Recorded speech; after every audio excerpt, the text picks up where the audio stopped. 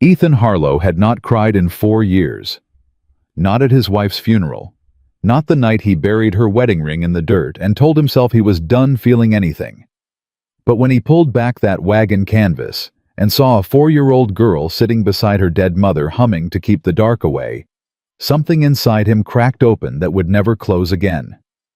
This is the story of the worst morning of his life, and the one that saved it. Before we begin, if this story moves you, please subscribe to our channel and leave a comment telling me what city you're watching from. I want to see how far this story travels. Now, let us go back to Wyoming.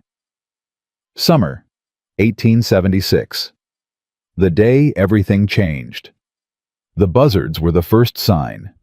Ethan Harlow saw them from half a mile out, circling low and patient, the way they only circled when the work was already done. He pulled his gray mare Dusty to a stop and watched them for a long moment. 3 days on the trail tracking a horse thief had left him hard-eyed and short on mercy, and his first instinct was to ride around whatever those birds had found and keep moving north. He almost did. He had learned a long time ago that the dead kept better company than the living. The dead did not ask anything of you. They did not need you to be something you were not. They just lay still and let you pass. Ethan started to ride around. Dusty would not move. The mare planted all 4 feet and refused the way she only refused when she knew something he did not. Her ears went flat. A low sound came from deep in her chest, something between a warning and a plea. "All right," Ethan said quietly. "All right." He dismounted, tied her to a scrub pine, and pulled his rifle from the scabbard. Then he walked toward the wagon in the hollow below, stepping slow and watching everything. The wagon had lost a wheel. It sat tilted hard to one side, the canvas top half collapsed by wind and heat, and no horse, no mule. Whatever had been hitched to it was long gone. The kind of wreckage the frontier left everywhere, busted things nobody came back for. Then he smelled it. He had smelled death before. Had smelled it in the war, in field hospitals, on battlefields, where the July sun did work that no living man should witness. The smell lived in memory. It never left you once you knew it. He came around the side of the wagon and stopped. A woman lay in the narrow strip of shade against the broken wheel. Dark red hair the color of dying autumn leaves spread across the dust. Her dress had once been blue calico with small white flowers. Her hands were folded in her lap, like she had simply sat down to rest. Ethan removed his hat. He knelt beside her, already knowing, and confirmed what the smell had told him. She was gone. Had been gone for days. The wound in her side was the kind made by a blade, clean-edged, deliberate. Not an accident. Not a fall. Someone had put a knife into this woman and ridden away. He stayed kneeling for a moment longer than he needed to, looking at her hands, looking at the way her fingers were laced together, like even in death she had tried to hold on to something. "I am sorry, ma'am," he said to the dead. Then he heard it, from inside the wagon, thin and cracked and barely there, the sound of a child humming. A melody with no name, tuneless and slow, the kind of sound a person makes when they have run out of words, and humming is all that is left. Ethan's chest went tight. He stood and moved to the back of the wagon. He used the barrel of his rifle to push the canvas aside. A little girl sat cross-legged on the wagon floor, surrounded by scattered belongings. Clothes spilled from an overturned trunk, a broken mirror, a child's worn-out shoe. She was very small. 4 years old, maybe not even that. Red hair lighter than her mother's burning copper in the strips of light coming through the canvas. Her face was sunburned raw. Her lips were cracked and bleeding. Her small dress was filthy torn at the hem, and she clutched a blue handkerchief pressed against her cheek like it was the only thing in the world she owned. When she saw Ethan, she stopped humming. They stared at each other. The girl had eyes the color of dark honey. Old eyes. Eyes that had already seen the thing no child should ever see. Ethan did not move, did not speak. He just held himself still, the way he held himself still around spooked animals, because that was what she was right now. a creature that had been hurt so badly that any sudden movement would send her past the edge of whatever she was barely holding on to. "Hey there," he said finally. His voice came out rough from 3 days of no talking. He cleared his throat. "My name is Ethan. I am not going to hurt you." The girl said nothing. "Is your mama outside?" He already knew the answer. He asked it anyway because he did not know what else to say. The girl's lower lip moved. Then she said in a voice so dry it barely carried, "She is sleeping." Ethan felt the words hit him somewhere between the ribs. How long has she been sleeping? A long time. The girl pressed the handkerchief harder against her cheek. "She will not wake up. I tried." Ethan set his rifle down slowly on the wagon floor, well away from him. He kept his hands open and visible. "I know, sweetheart. I know she will not." The girl's eyes did not change. She had already cried all the tears she had. What was left behind those honey-brown eyes was something quieter and more terrible than grief. It was the blank waiting look of a child who has decided to stop expecting anything good to happen. "Are you thirsty?" Ethan asked. A pause, then a tiny nod. He unhooked his canteen from his belt. He did not hand it to her. He set it on the wagon floor between them and stepped back, giving her space, giving her the choice. She looked at the canteen. Then she looked at him. Then she grabbed it with both small hands and drank like she was trying to pour the whole Wyoming sky down her throat. "Easy," Ethan said softly. "Easy now. There is more." She choked, coughed, drank again. Water ran down her chin and dripped onto the blue handkerchief. She drank until the canteen was half empty. Then she lowered it and held it in her lap and looked at him with those old young eyes. "What is your name?" he asked. She thought about this for a moment, like she was deciding whether to give it to him. Then she said, "May." "May." He let it sit. "That is a good name. My mama picked it. Your mama had good taste." May looked down at the handkerchief. She smoothed it against her knee with both palms slow and deliberate, like she was ironing out wrinkles only she could see. It was her mother's, Ethan realized. Something she had been holding since the moment her mama stopped moving. "Where is your papa?" he asked. "Gone." "Gone where?" May shrugged a small, exhausted shrug. "Mama said he went somewhere we could not follow yet." Ethan was quiet for a moment. "Is there anyone else family? Someone your mama was traveling to? We were going to find a man." May looked up. "Mama said he would help us. She said he owed my papa something. Do you know his name?" May shook her head. "She just said he was a rancher. She said he was broken like us, but maybe that meant he would understand." Ethan sat down on the edge of the wagon.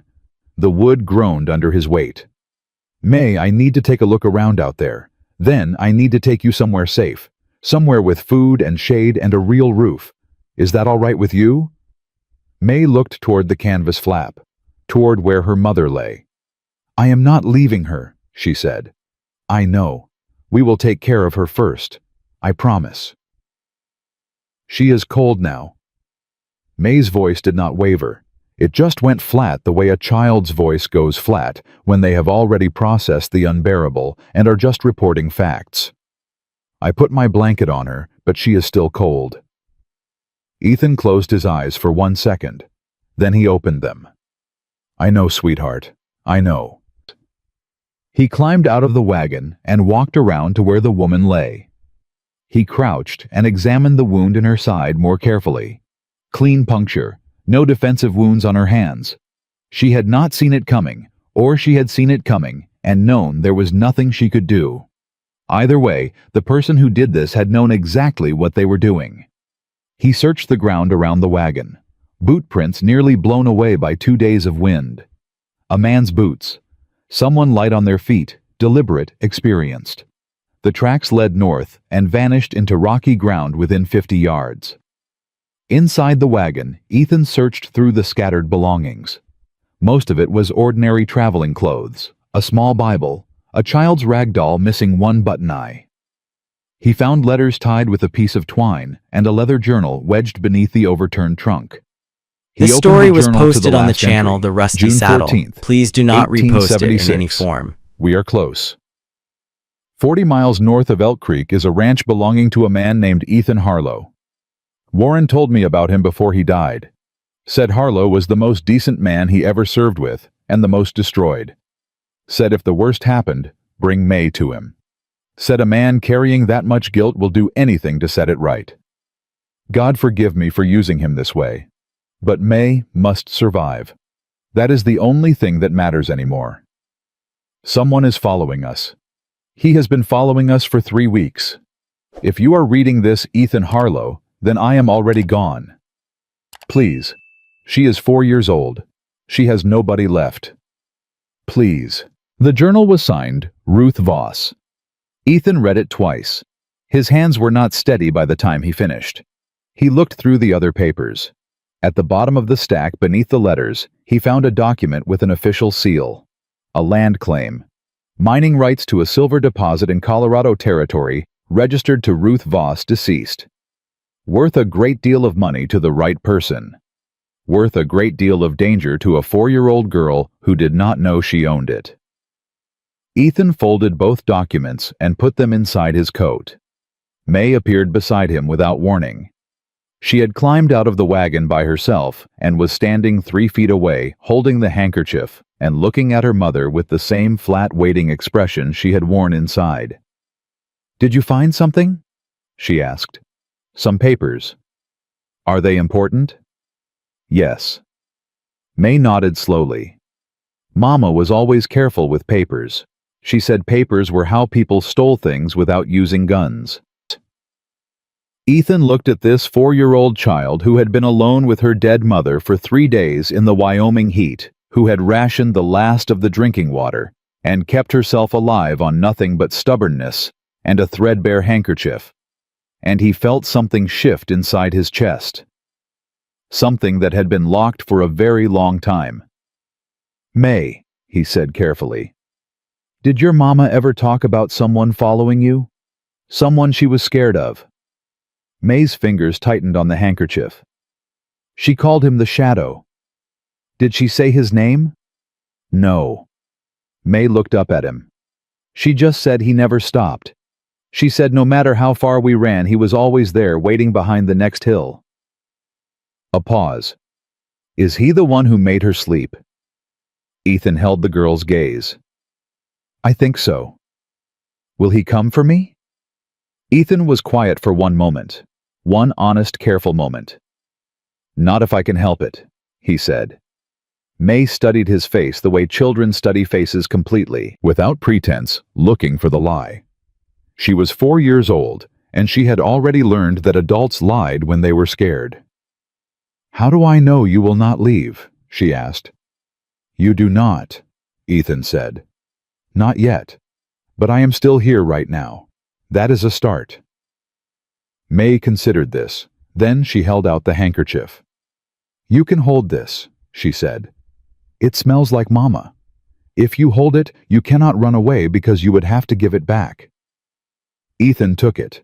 He held it carefully in both hands. "Thank you, May. Do not lose it." "I will not." They buried Ruth Voss together, Ethan digging, while May gathered stones in her small arms and carried them one by one to mark the place. He chose a rise above the hollow where wild prairie grass grew, and you could see the mountains from both directions. He wrapped Ruth in clean canvas from inside the wagon and lowered her down with as much care as he had given anyone in years. May stood at the edge of the grave and looked down. She did not cry. She was past crying. She was the bravest person, May said. She ran every day, even when her feet hurt. She never complained. She just ran. A long pause. "I want to be brave like her." "You already are," Ethan said. "I do not feel brave." "That is how you know it is real. Brave people never feel brave. They just keep going anyway." May picked up a small wildflower from the grass beside her foot. She dropped it into the grave, watching it fall. Will she be lonely down there? Ethan crouched beside her, so they were eye level. No, sweetheart, I do not think so. How do you know? He did not know. He had not believed in much of anything for 4 years. But looking at this child's face, he found something he had forgotten, the willingness to say something true, even when you could not prove it. Because some people are too big to stay in one place, he said. Your mama ran 1,000 miles for you. You think a little thing like dying is going to stop her from watching over you. May was quiet for a long moment. Then she looked at the grave and said very softly, I will be good, Mama. I promise. She stepped back. She reached up and took Ethan's hand without asking. He felt her small fingers wrap around 2 of his, and it went through him like a current, something warm and terrifying all at once, the specific weight of being trusted by something completely helpless. He had not been trusted like that since Lily. He did not think about Lily. He had trained himself not to think about Lily. But May's hand in his brought it back anyway, the weight of a small hand, the warmth of small fingers, and for one savage moment the grief came up in him like a wave, and he had to breathe through it, had to push it back down and keep his face steady. He built a cairn of stones over the grave. He had no wood for a cross, so he carved Ruth's name into the flattest stone he could find, cutting each letter deep and careful with the point of his knife. Ruth Voss. She tried. She never stopped. May watched him carve. When he finished, she ran one finger over the letters. Is that her name? It is. It looks important. It is. They rode south through the afternoon. May sat in front of Ethan on the saddle, her back straight, her small hands folded in her lap, still holding the blue handkerchief. She did not lean against him. She held herself upright with a kind of exhausted dignity that hit him somewhere he could not name. An hour into the ride, the exhaustion won. She sagged backward against his chest, asleep between one breath and the next, the handkerchief still clutched in one fist. Ethan held himself careful and still so she would not wake. He kept his arm around her and watched the horizon for movement the way he had watched it for 3 days tracking a horse thief, except now he was not looking for a thief. He was looking for a shadow. Ruth Voss had been running from someone skilled enough to track a wagon across 3 states. Skilled enough to put a knife into a woman cleanly and vanish into rocky ground without leaving a trail. That kind of skill did not take a rest because the target had died. That kind of skill came back to finish what it started. May had the land claim. May was the heir. As long as May was alive, whoever held guardianship over her had access to a Colorado silver deposit worth more than most men saw in a lifetime. Ruth had understood this. Ruth had planned for this. Ruth had done the only thing she could. She had sent her daughter to the one man she believed would fight hard enough. A man carrying enough guilt to fight to the death just to set one thing right. Ethan rode and said nothing, and let the child sleep against his chest in the afternoon heat. The Harlow Ranch came into view as the sun began to angle west. Low log walls, a small barn, a corral with 3 horses, a garden along the south wall that had gone mostly to weeds because Ethan had stopped caring about the garden the same year he had stopped caring about most things. It was not much. It had never been meant to be much. He had built it to be small, because small things were easier to defend and harder to love, and therefore safer to lose. He helped May down from the saddle. She stood in the yard and looked at the cabin and the barn and the corral, taking inventory with those serious dark eyes. "Is this your house?" she asked. "It is." "It is small." "Yes." "That is all right." She looked up at him. Mama said small things were harder to find. Ethan's jaw tightened. He led her inside and sat her at the table and pumped water into a cup. She drank it all. He refilled it. She drank half and set it down carefully, like she was conserving it even now, even when there was more. 3 days of rationing water had made that a reflex. He made cornbread and beans, the only meal he knew by heart, the only meal he had made more than twice since the kitchen had been just his. He set the plate in front of her. She looked at it. Then she picked up the spoon and began to eat.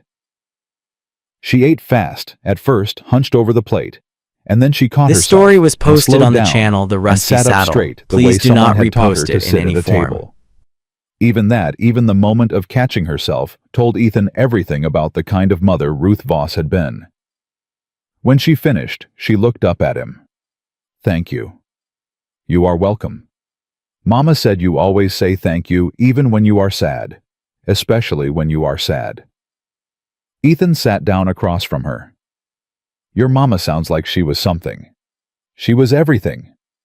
May set down the spoon. "Now what?" "Now you rest." "Where?"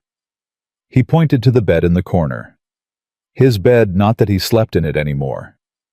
"There. It is clean. I changed the sheets last month." May climbed off the chair and walked to the bed. She looked at it for a moment, assessing. Then she climbed up and lay down without removing her boots. The handkerchief pressed to her cheek, and she was asleep before Ethan had crossed back to the table. Just like that. 4 years old, alone in the world, in a stranger's house, in a stranger's bed, and she slept. Because her body had run out of choices. Ethan stood at the table and looked at her for a long moment. Then he picked up his rifle and went out to the porch. He sat in the dark and listened to the night and let himself think the thing he had been not thinking since he read Ruth's journal. A broken man. That was what Ruth had called him. She had sent her daughter to a broken man on purpose because she believed that broken men fought harder. That men who had already lost everything had nothing left to protect except the one thing currently in front of them. She was not wrong. Ethan thought about the silver claim folded in his coat, about the shadow that had tracked Ruth Voss across 3 states and put a knife in her side and left her daughter to die in a broken wagon in the July heat. That shadow would come here. Men who killed for money did not stop because the trail got difficult. They followed it to the end. Ethan checked his rifle. 6 rounds. He had 3 boxes of ammunition in the cabin. He had the land, the walls, the angles. He had fought in worse places with less. He settled back in his chair. From inside he could hear May breathing. Slow and deep, the breathing of a child whose body had finally surrendered. She made a small sound in her sleep, not a word, just a sound like a question, and then went quiet again. Ethan had not guarded anything in 4 years. He had spent 4 years making sure he had nothing worth guarding. Now he sat with his rifle across his knees in the Wyoming dark, listening to a 4-year-old girl breathe, and he felt something he had almost forgotten the texture of. Purpose. Not forgiveness. Not peace. Not anything as clean as that. Just the simple, hard animal fact of having something in front of him that needed him to stay alive and stay present and stay sharp. He would do that. He would do it because Ruth Voss had died trusting him. He would do it because a child had given him a blue handkerchief and called it a promise. He would do it because somewhere south of here, in a churchyard in Elk Creek, there were 2 small graves beneath a cottonwood tree, and he had failed the people in those graves, and he would not fail again. He would not fail again. The wind moved across the dark grass. Coyotes called from the northern ridge. The stars wheeled overhead, indifferent and ancient and beautiful. Ethan Harlow sat between the night and the sleeping child and made himself a promise in the dark. Whatever was coming, whatever shadow Ruth Voss had been running from, whatever man with money and patience and a knife was reading her trail, it would have to come through him first. He was not much. He knew that. He had always known that. But right now, for this child, he was enough. He kept watch until dawn broke pale and clean over the eastern hills. Then he heard movement inside small feet on the floor, the creak of the bed, and the cabin door swung open, and May appeared in the doorway. Boots still on, handkerchief in hand, squinting at the morning light. She looked at him, at the rifle across his knees, at the dark circles under his eyes. "You stayed," she said. "I told you I would." She considered this seriously, the way 4-year-olds consider things that matter to them. Then she stepped out onto the porch and stood beside his chair and looked out at the ranch, the barn, the horses in the corral, the mountains cutting the sky in the north. "Someone is going to come," she said, not a question. Ethan looked at her. "Yes." "The shadow?" "Maybe, or someone who works for whoever sent him." May pressed the handkerchief to her cheek. Her small face was very still. "Mama said running did not work. She said we ran, and he always found us." "We are not running." May looked up at him. "What are we doing?" Ethan set his rifle against the wall. He leaned forward with his elbows on his knees and looked at this 4-year-old girl who had just asked him the most important question of his life. "We are staying," he said. "We are standing right here on this ground, and we are letting whoever is coming find us. And when they get here, we are going to make it very clear that this is over." May was quiet for a moment. Then she said, "Okay. Just okay." Simple as that. She had been running for months with her mother running without stopping running until her mother fell and did not get up. And now a broken stranger on a porch in Wyoming was telling her it was time to stop running. And she looked at him with those old honey-brown eyes and said, "Okay." "Are you scared?" she asked. "Yes," Ethan said. "Are you?" "Yes." A pause. "But you stayed all night. Mama always said you could trust someone who stayed all night." Ethan felt that land in his chest and stay there. "Your mama was right," he said. May reached up and took his hand. She held it with both of hers, turning it over, examining the scars on his knuckles, the way children examine things they find interesting. "You have been in fights," she said. "A few. Did you win?" He thought about that honestly. "Some. Not all. But you are still here. Still here." May nodded, satisfied by this answer, in a way that no adult had been satisfied by it in years. She held his hand, and they sat together in the morning light, the broken man and the 4-year-old girl watching the road that led north, waiting for what was coming. It would come. It always did.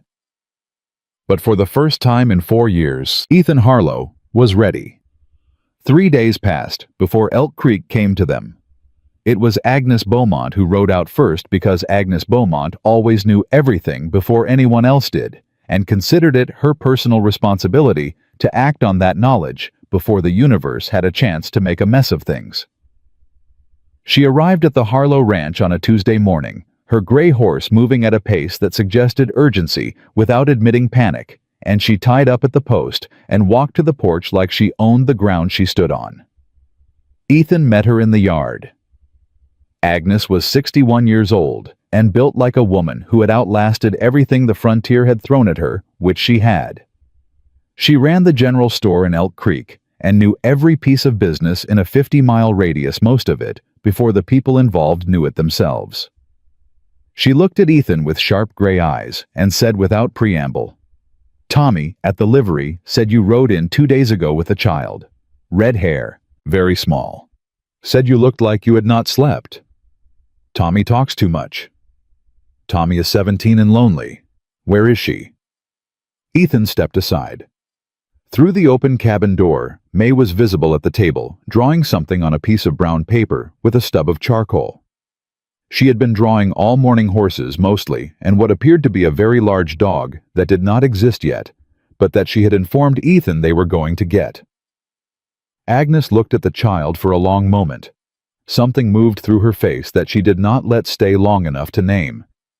"Lord have mercy," she said quietly. "How old is she?" 4, maybe not quite. "Where did you find her?" 20 miles north. Wagon with a broken wheel. Her mother was dead beside it, knife wound. She had been alone in that wagon for 3 days. Agnes was quiet for a moment. 3 days. Yes. Alone. Yes. Agnes pressed her lips together in the way she pressed them when she was holding back something that needed holding back. Then she said, "Her mother. Do you know who she was?" "Ruth Voss. She was coming here on purpose. She knew about me." Ethan paused. "Someone killed her on the road. Someone followed her here from the east and caught her 40 miles short of where she was trying to go. Agnes turned back to him. Her eyes were different now, sharper, more careful. Ethan, there is a man in town, arrived yesterday evening. He is asking questions. This story was posted on the Ethan channel felt The skin Rusty on the Saddle. back of his neck Please do not tighten. repost it in any form. What kind of questions? About you mostly. About whether you live alone. About whether anyone has visited the ranch recently. Agnes held his gaze. He says his name is Carter Sloan. Says he is a detective out of Kansas City. Says he is looking for a missing child. Red hair, 4 years old. Says her uncle is worried sick and wants her brought home safe. Her uncle? Ethan said flatly. That is what he said. Did you believe him? Agnes gave him the look she reserved for questions she considered beneath her intelligence. I have been running that store for 30 years. I know what a man looks like when he is telling the truth, and I know what he looks like when he is being paid to tell a particular version of it. That man is being paid. She glanced back at May through the doorway. What are you going to do? Keep her here. Keep her safe. And if this uncle files a legal claim, then I will deal with that when it comes. Agnes nodded slowly. I will see what else I can find out about Mr. Sloan. You stay close to home. She turned to leave, then stopped. Ethan, that child drew something on the window of your cabin. With her finger in the dust. Did you see it? He had not. He looked. On the lower pane of the front window, at exactly the height a 4-year-old could reach, May had drawn 2 figures in the dust. One tall, one very small. They were holding hands. Ethan said nothing for a long moment. I see it, he said. Agnes rode back toward town without another word. Ethan went inside and sat at the table across from May. She was still drawing her tongue pressed to the corner of her lip in concentration, adding what appeared to be ears to the imaginary dog. May, he said. Did your mama ever talk about family? An uncle, maybe? Someone named Voss? May's charcoal stopped moving. She looked up slowly. Uncle Roland, she said. Tell me about him. May set the charcoal down. She looked at it instead of at Ethan. Mama said we could not go to Uncle Roland. She said he was the reason we were running. He was the one she was scared of. She did not say scared. May picked the charcoal back up and turned it in her fingers. She said dangerous. She said dangerous and scared are different things. She said scared is when you do not know what will happen. Dangerous is when you do know and it is bad. Ethan was quiet for a moment. Your mama was very smart. I know. May looked up at him. Is Uncle Roland coming here? He could have lied. It would have been easy to lie. She was 4 years old, and she had already survived things no 4-year-old should survive, and a lie would have been a kindness. But Ruth Voss had sent her daughter to him with the belief that he was the kind of man who told the truth when it mattered. He was going to try to be that man. Someone who works for him is already in town, Ethan said, asking questions. May absorbed this the way she absorbed most things, without flinching, without drama. Just a slow, careful nod, like she was filing it away somewhere safe inside herself. Mama said he wants the papers, she said. What do you know about the papers? The land papers. She said they were mine. She said my papa left them for me, and Uncle Roland wanted them because they were worth a lot of money, and Uncle Roland always wanted things that were worth a lot of money. A pause. She said that was why he was the shadow, because he never stopped wanting. Ethan folded his hands on the table. Those papers are safe. I have them. Nobody is getting near them.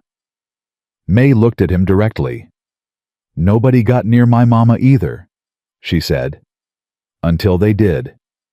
The words sat between them like a stone dropped in still water. Ethan did not have an answer for that because it was true, and she was 4 years old, and she already understood that the world did not keep its promises just because you wanted it to. May, he said.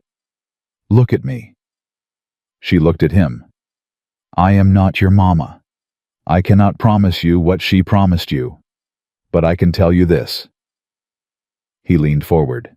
"I have been sitting on this porch every night for 4 years with a rifle across my knees because there was nothing in this world I cared enough about to put it down for. That changed 3 days ago. You understand what I am telling you?" May thought about this seriously. "You are telling me you care now. I am telling you that I care enough to be very dangerous to anyone who comes through that door uninvited. And I am telling you that is not something I have been in a long time." May picked up the charcoal and added a tail to the dog. "Okay," she said. "Okay. Mama said the only thing better than a promise is a man who means it without making one." She drew the tail curling upward. "You meant it." Ethan sat back. He did not know what to do with this child. He did not know what to do with the specific way she made him feel like something that had been locked and cold for a very long time was being brought slowly back to temperature, and the thawing hurt. The way thawing always hurt, but you could feel things again on the other side of it. That afternoon, Agnes came back with a woman Ethan had never seen before. She rode beside Agnes with the posture of someone who had traveled a great distance and refused to let it show. Dark hair going gray at the temples. A face that might have been beautiful once and had settled into something more interesting, strong-lined and careful, and carrying its own history like Agnes carried hers visibly, but without complaint. Ethan came off the porch with his hand near his rifle. "Easy," Agnes said. "She came to me. She is not with Sloane." Agnes looked at the dark-haired woman. "Tell him." The woman dismounted. She looked at Ethan steadily. "My name is Louise Marsh. I am Thomas Voss's sister, May's aunt." Ethan said nothing. He waited. "I know what you are thinking," Louise said. "Another Voss coming to take the girl. I am not. I want you to hear me out, and then you can decide what to do with what I tell you." She reached into the bag at her saddle and pulled out a folded packet of letters. "I found these in my mother's things after she passed last winter. They are from my father, written before he died." She held them out. Ethan did not take them. "Why bring them to me?" "Because Roland filed a petition 2 days ago with the territorial court in Casper. He is requesting legal guardianship of May on the grounds that you are an unfit guardian, no blood relation, no legal standing, and a history of—" She paused. "Instability. Instability. His word. He has hired Carter Sloane to build a case. Sloane has been in Elk Creek for 4 days. He has spoken to 12 people already. He is building a picture of a man who cannot be trusted with a child." Louise kept her eyes steady on his. "I have information that can help you, but you have to trust me enough to let me inside that door." A long silence. Agnes said, "Ethan, I have known Louise for 3 days, and I believe her. That is faster than I believe most people. Take the letters." He took them. Inside, May looked up from her drawing when Louise entered. Her eyes went immediately to the dark hair, the strong face, the Voss bone structure she would have recognized without knowing why. "You look like my papa," May said. Louise stopped in the middle of the room. Her breath went out of her slowly, like something leaving she had not known she was holding. "I am your papa's sister," she said softly. "Your Aunt Louise." May considered her for a moment. "Mama did not talk about you." "No, we did not stay in touch the way families should." Louise crouched down to May's level. "Your papa and I did not agree on some things, but I loved him. He was my little brother." Her voice dropped. "I was sorry when he died." May looked at her steadily. "Did Uncle Roland make him die?" The room went very still. Louise looked up at Ethan. Something passed between them. Recognition, confirmation. The weight of a truth that had been unspeakable until a 4-year-old said it plainly. "Why do you ask that, sweetheart?" Louise said carefully. "Mama cried a lot after Papa died," May said. "But she was not sad crying, she was angry crying. She said there was a difference, and she kept saying Roland's name. May picked up her charcoal. People only cry angry about someone if that someone did something. Louise stood up slowly. She looked at Ethan. Read the letters. This story was posted on the channel The Rusty Saddle. After May Please was do asleep. not repost it in any Louise form. sat across the table, her hands folded, waiting. Agnes had gone back to town with the promise to watch Carter Sloane's movements and report anything that changed. The letters were from Louise's father, May's grandfather, a man named Gerald Marsh, who had changed the family name after a falling out with his own father decades prior. They were written in a cramped hand that got shakier as the years advanced, and they told a story that Roland Voss had spent 20 years making sure nobody told. Gerald Marsh had built the Colorado silver claim from nothing. He had registered it legally in 1864 and worked it in secret for 6 years before the vein proved out. When he died, he had left the claim to his son, Thomas May's father, with explicit instructions that Roland was to receive nothing because Roland had spent his entire life taking what belonged to others, and Gerald Marsh was done enabling it. Roland had contested the will. Lost. Had spent the next decade watching Thomas's portion of the inheritance grow while his own dwindled. Had watched Thomas marry Ruth, have a daughter, build something real. And then Thomas had started drinking. The last letter was dated 8 months before Thomas died. Gerald wrote to Louise from his sickbed, too ill to do anything but put words on paper and hope someone would do something with them. Roland is supplying him. Gerald wrote, good whiskey, expensive whiskey, the kind a man with Thomas's weakness cannot say no to. I believe this is deliberate. I believe Roland is waiting for Thomas to drink himself into the ground so the claim passes to the widow, and then he will find a way to get it from the widow too. I do not know how to stop it from here. Louise, if I go before Thomas does, watch the girl. The little one, May. Roland will not stop until he has what he wants, and he does not care what he has to go through to get it. Ethan set the letters down. Your father knew, he said. He knew he could not prove it, and he was dying, and there was nothing he could do. Louise's voice was flat and controlled in the way voices got when the grief behind them had been compressed for a long time. Roland killed my brother the slow way, the way that looks like weakness instead of murder. And then Ruth ran, and Ruth died, and now Roland is here with a lawyer and a detective, and the law on his side trying to take a 4-year-old child to finish what he started. Ethan looked at the bedroom door. May's breathing was slow and even on the other side of it. You said you could help, he said. These letters prove Roland's motive. They prove he systematically destroyed Thomas. They prove his interest in May is financial, not familial. Louise leaned forward. I will testify. I will stand in front of whatever judge hears this case, and I will tell the truth about my brother and what Roland did to him. I owe Thomas that much. I owe May that much. Why didn't you do something sooner? It came out harder than he intended. Louise did not flinch from it. Because I was a coward, she said. Because I told myself it was not my place, that Thomas was grown, that Roland was family, that maybe I was wrong about what I was seeing. I told myself a dozen things that let me do nothing. She held his gaze without looking away. I am done telling myself those things.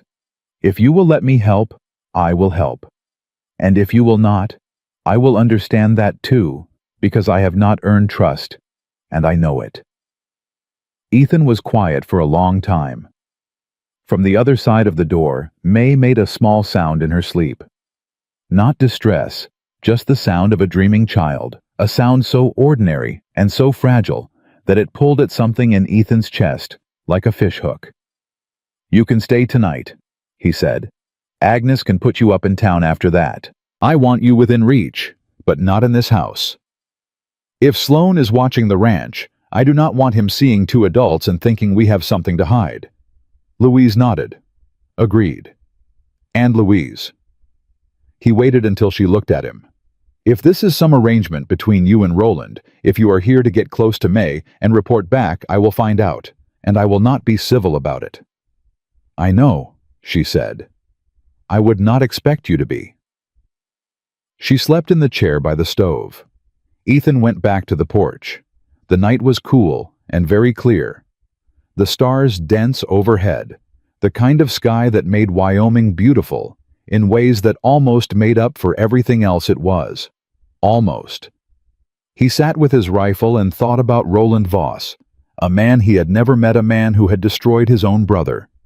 One glass of whiskey at a time, who had hired a killer and chased a woman and her 4-year-old daughter across 3 states, who was now sitting somewhere in Casper with a lawyer and a petition, and the full weight of territorial law organized into a weapon.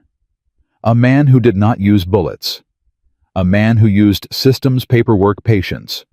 The most dangerous kind. Ethan checked his rifle. 6 rounds. He was going to need more than 6 rounds for this fight. He was going to need something he had not used in years.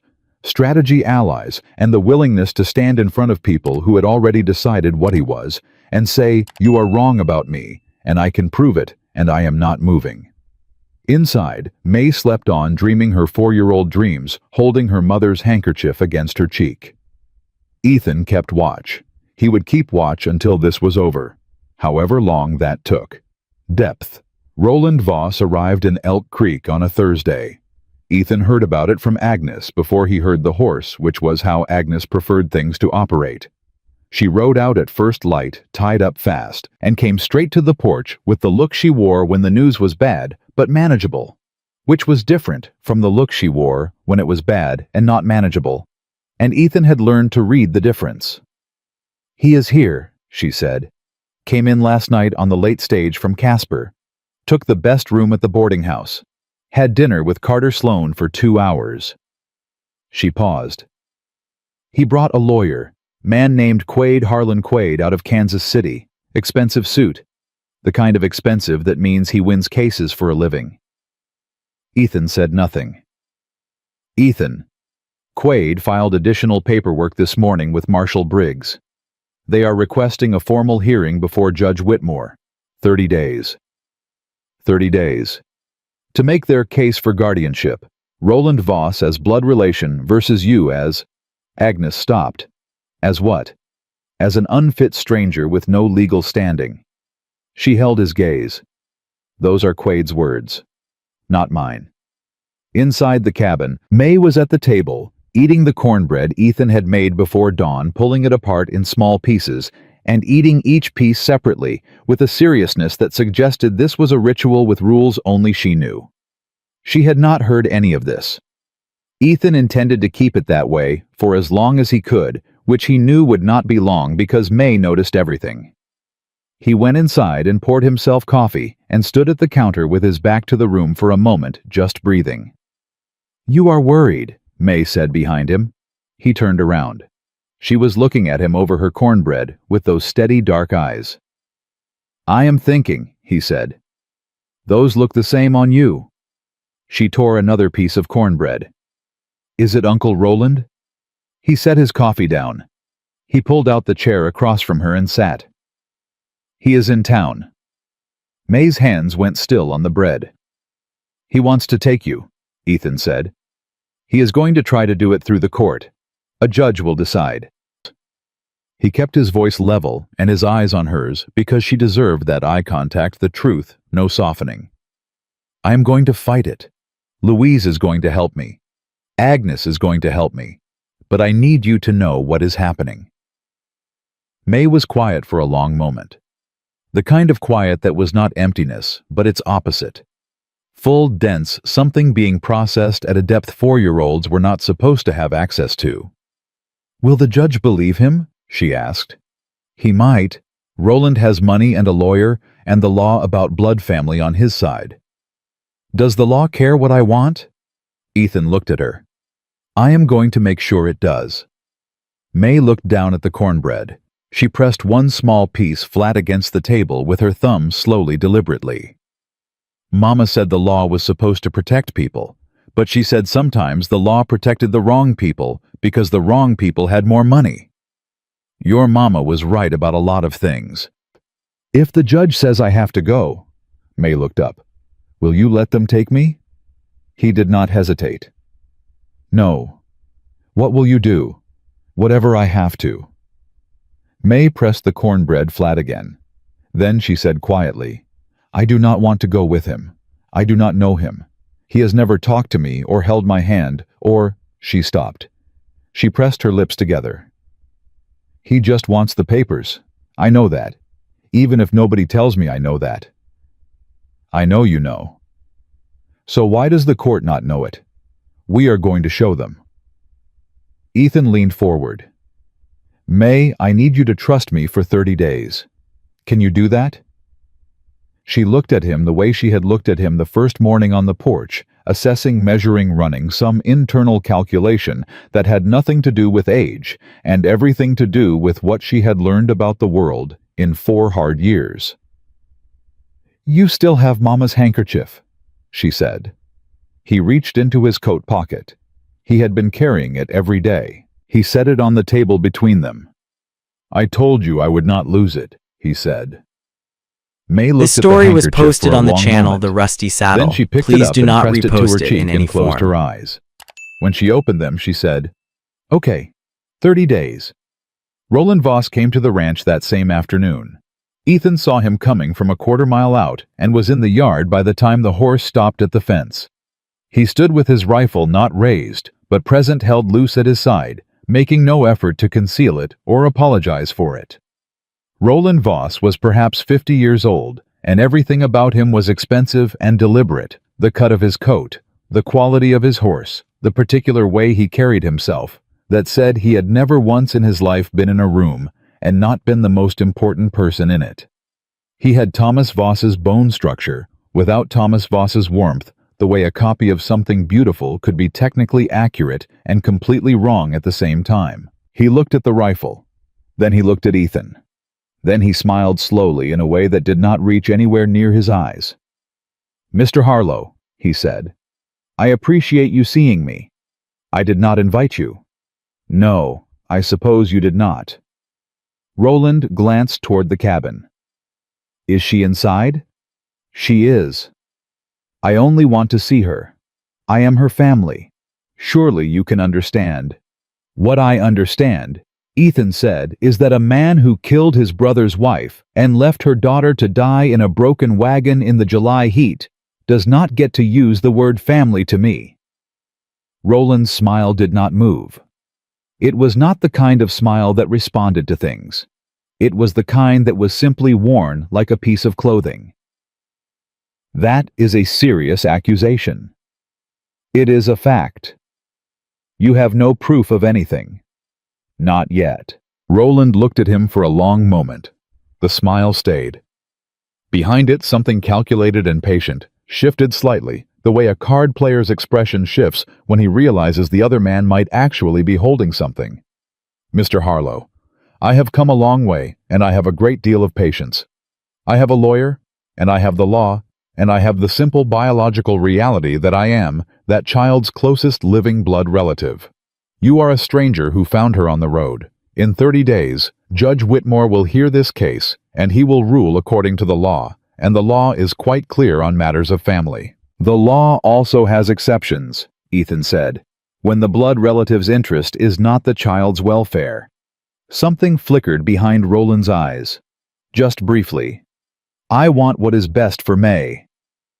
"You want a silver claim in Colorado Territory, and you need a 4-year-old girl to get it." Roland was quiet for a moment.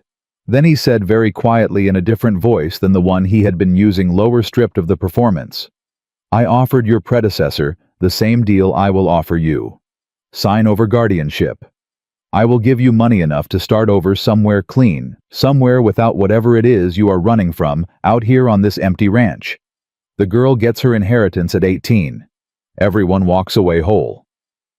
"How much?" Ethan asked. Roland's expression relaxed slightly, reading this as negotiation. $50,000. "And the mining claim? Held in trust, properly administered. By you." "By my office, yes." Ethan looked at him. He let the silence sit for long enough that Roland started to believe it was working. Then he said, "Get off my land." Roland's expression closed back down. "Think carefully, Mr. Harlow. In 30 days, I will be standing in front of Judge Whitmore with everything I know about you and everything Louise Marsh knows about you, and everything those letters say about what you did to Thomas Voss. And we will let the judge decide." Ethan took one step forward. "I said get off my land." Roland looked at him for a long moment. Then he turned his horse and rode back toward the road without another word.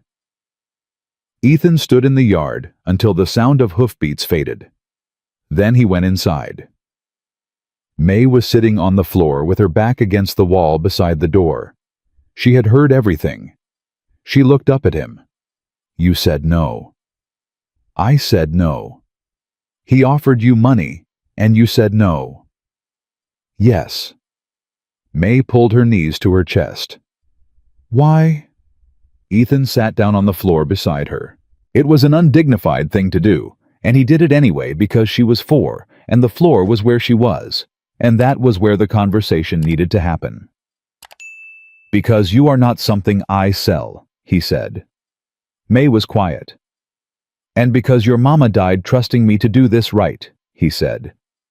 "And I do not have a lot of things left to be May. But I can be a man who does not sell a 4-year-old girl for $50,000. I can be at least that." May turned her face and pressed it against his arm. She did not cry. She just pressed her face there hard like she was trying to make sure he was solid, make sure he was real. "I am scared," she said against his sleeve. "I know. What if the judge is wrong? Then we figure out what comes next. But I am not making plans for losing. Not yet."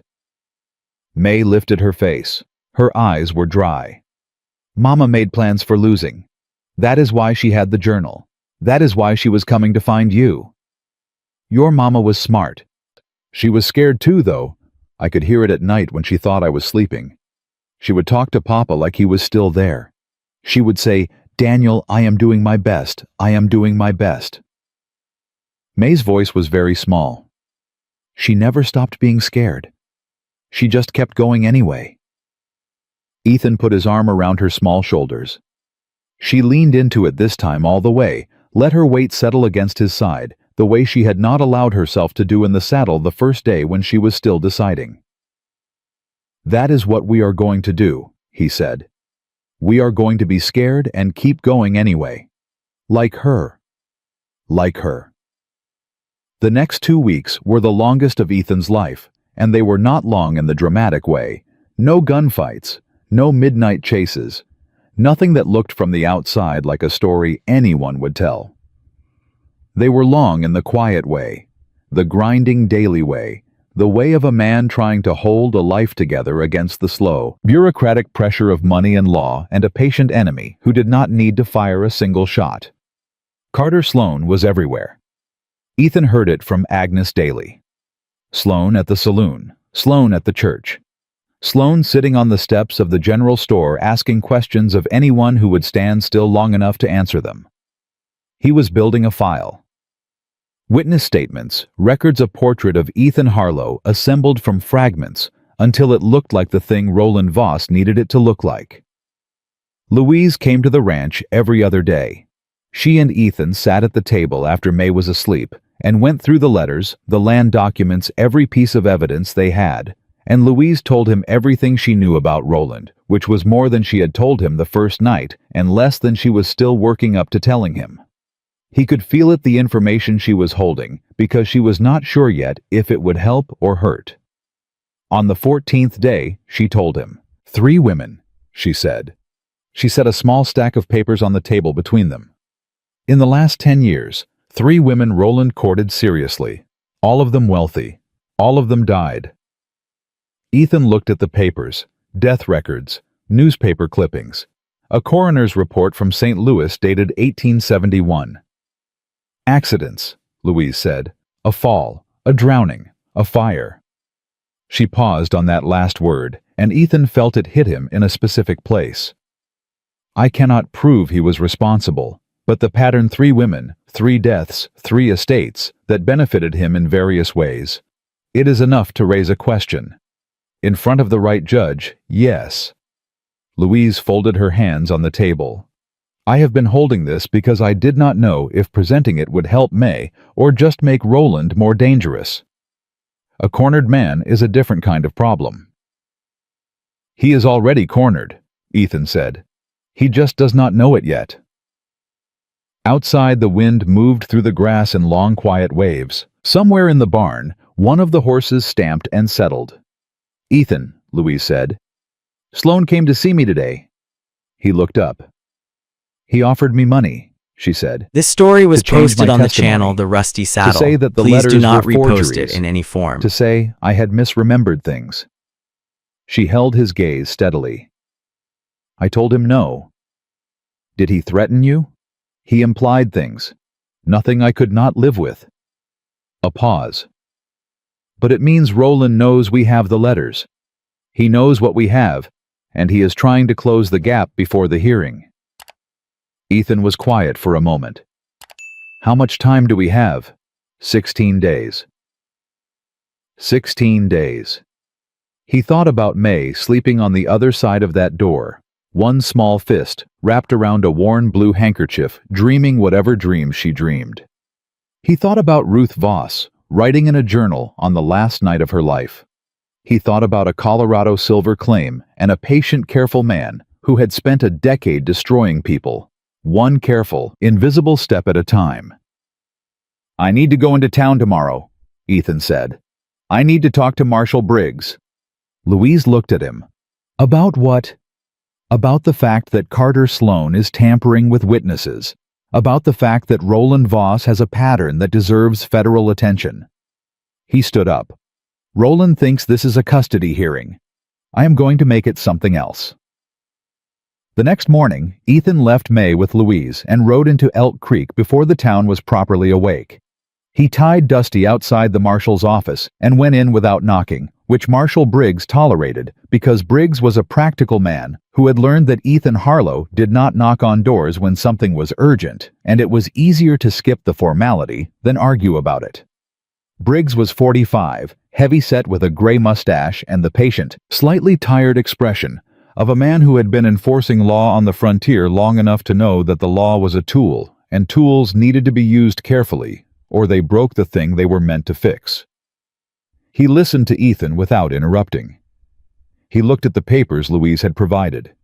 He read the coroner's report from St. Louis slowly. Then he said, "Sloan is a licensed detective. I cannot touch him for asking questions."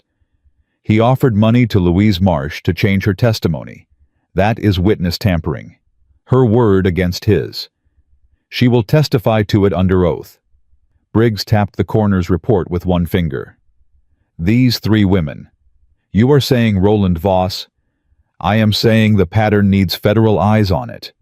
I am saying a man who has left 3 convenient bodies behind him in 10 years should not be handed guardianship of a 4-year-old girl and a Colorado silver claim." Briggs was quiet for a long time. He looked at the papers. He looked at the wall. He looked at Ethan. "I will write to the federal office in Cheyenne," he said finally. "I cannot promise they will move before the hearing, but I will write the letter. Today." Briggs gave him a look. "Today." Ethan rode back to the ranch with the specific, uncomfortable feeling of a man who has done the one thing he could do and does not know if it was enough. The law moved slowly. Roland Voss moved carefully. 16 days was not very long. When he got back, May was in the yard. Louise was sitting on the porch steps watching her. May had found a stick and was drawing in the dirt, large, careful shapes very focused. Ethan dismounted and walked over to look. She had drawn a house, a large one with many windows. 2 figures stood in front of it, one tall, one small. Beside the small figure she had drawn a dog. Beside the dog she had written in the careful, unpracticed letters of a child who was just learning home. She looked up when his shadow fell over her work. "Louise taught me to spell it," she said. Ethan crouched beside her. He looked at the word in the dirt. "Do you know what it means?" he asked. May considered. "It means the place where nobody makes you leave." He looked at her.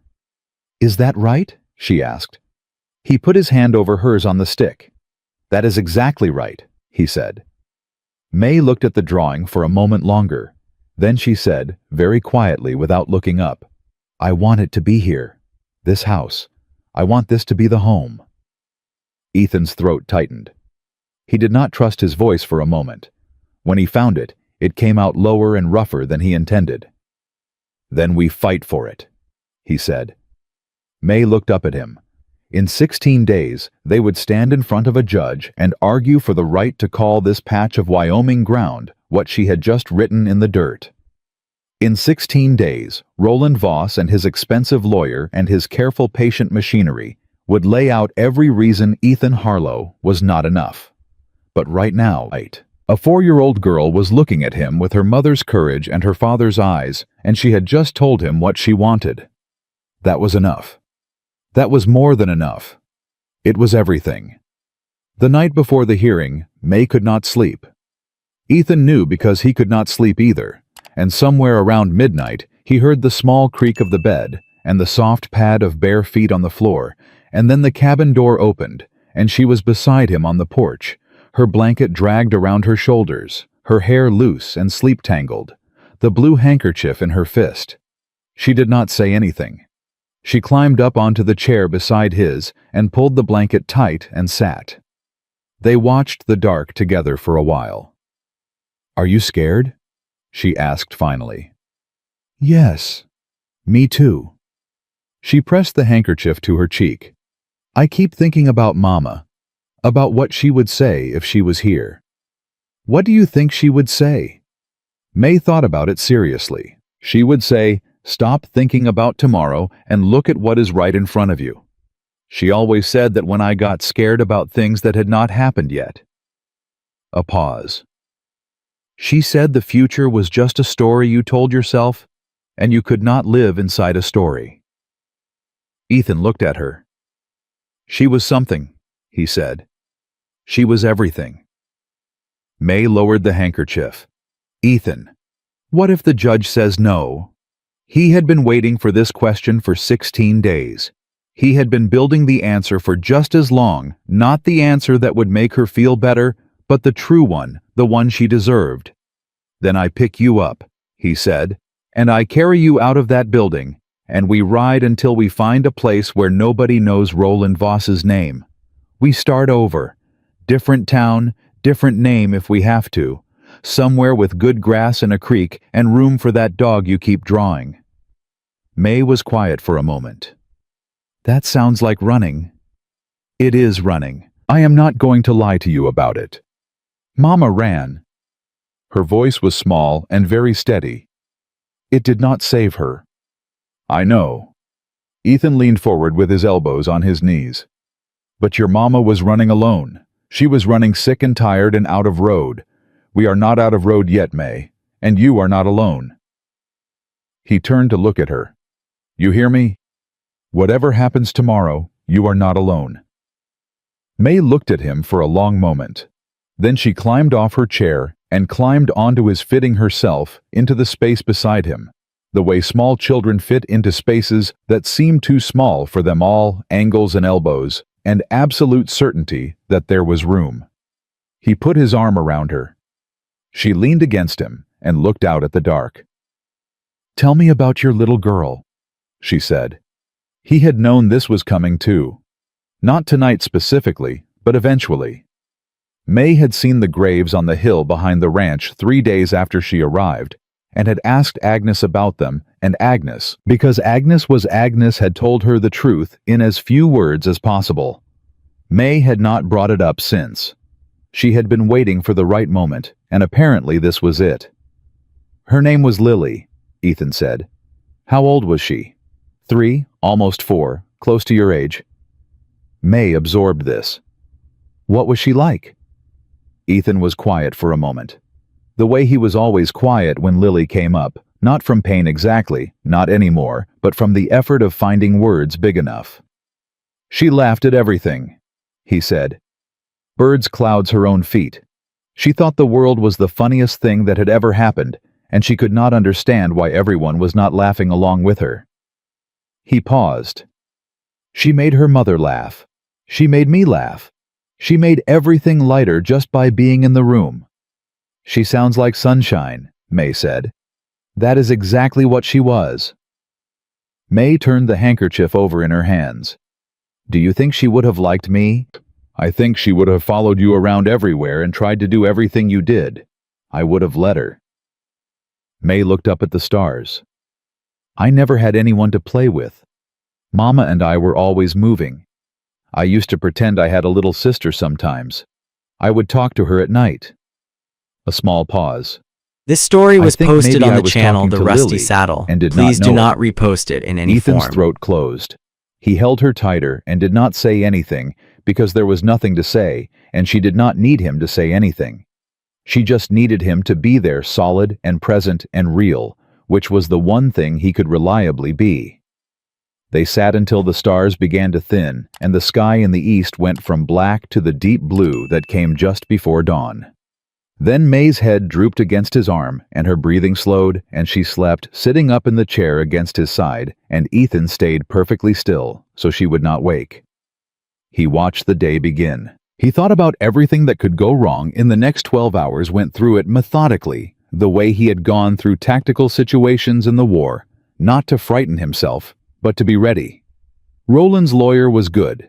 The blood relation law was clear. Ethan had no legal standing, no paperwork, no official claim to anything. What he had was Louise's testimony. Gerald Marsh's letters, Agnes and a dozen townspeople willing to stand up and say what they had seen, and the truth, which was not always the most powerful thing in a courtroom, but was the only thing he had that could not be taken from him. And he had May. He had a 4-year-old girl who had crossed Wyoming in a broken wagon and survived 3 days alone with her dead mother and climbed off a stranger's horse and decided on some deep, wordless level that this was where she was staying. If the court would not hear him, maybe they would hear her. Agnes arrived at the ranch at 7 in the morning with Pearl Hutchkins from the church and Dr. Crawford and 3 ranchers from the valley whose names Ethan barely knew, but who had apparently decided somewhere in the conversations Agnes had been engineering for 2 weeks that this was a matter of community concern. Agnes had been busy. 14 people, Agnes said, standing in the yard, while the others tied their horses. "I have 14 people willing to testify or submit written statements to Judge Whitmore. Ranchers townspeople Dr. Crawford, who saw the state the child was in when you brought her to him." She looked at Ethan steadily. "You are not walking into that courtroom alone." Ethan looked at the assembled group, people he had barely spoken to in 5 years of living on this land. People who had no reason to stand up for him except that they had been watching for 2 weeks and made a decision about what they saw. "Why?" he said. He meant it genuinely. Agnes looked at him with that expression she wore when she considered a question beneath her patience. "Because we live here too. Because what Roland Voss is doing is the kind of thing that happens when good people mind their own business too long." She turned back toward the cabin. "Where is May?" "Getting dressed. Louise is with her." "Good. We leave in an hour." The Elk Creek Church Hall had been converted to a courtroom for the occasion, which happened 3 or 4 times a year when Circuit Judge Cornelius Whitmore made his rounds through the territory. Whitmore was 70 years old, white-haired, with a face like weathered sandstone, and eyes that had heard every lie the frontier produced and retained the ability to be interested in new ones. The room was full when they arrived. Fuller than Ethan expected, people standing along the walls packed into the pews, the specific quality of attention in the air that a community brought to a thing it had collectively decided mattered. He saw faces he recognized, and faces he did not. He saw Carter Sloan in the back row with a notebook. He saw Roland Voss on the left side of the room, with Harlan Quaid and 2 junior lawyers arranged around him like a fortification. Roland looked up when Ethan entered. His expression did not change. He was too practiced for that. But something shifted behind his eyes, a recalibration. Ethan thought the adjustment of a man who had expected fewer allies in the room.